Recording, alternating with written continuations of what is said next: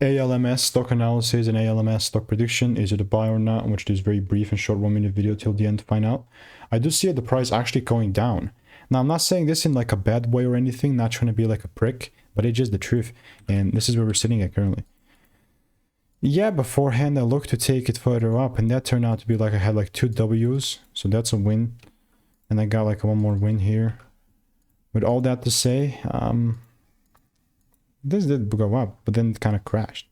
So we have certain lows here that we broke.